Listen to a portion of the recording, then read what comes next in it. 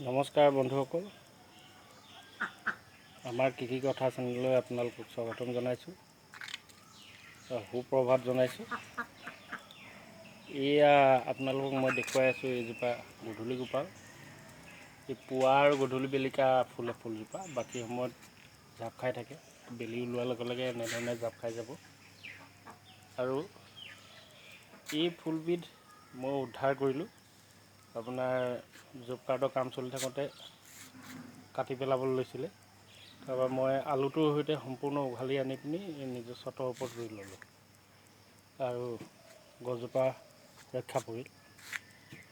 আৰু এই গধূলি গোপাল ফুলৰ এটা গুণ কি, বাই কালাৰ হৈ যায়।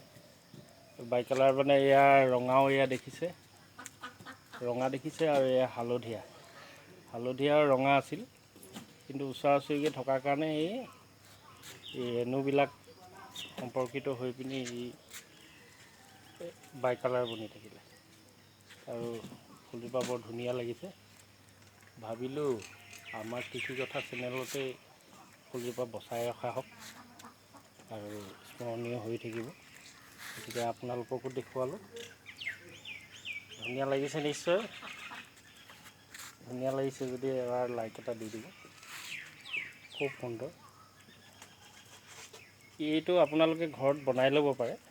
ৰঙা আৰু হালধীয়া ওচৰা ওচৰিকৈ ৰুই তাৰ গুটিবিলাক পিছত গৈ থৈ আকৌ এনেকৈ বাই কালাৰৰ গুটি হৈ থাকে।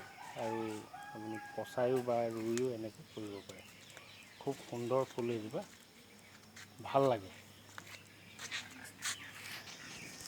ধন্যবাদ।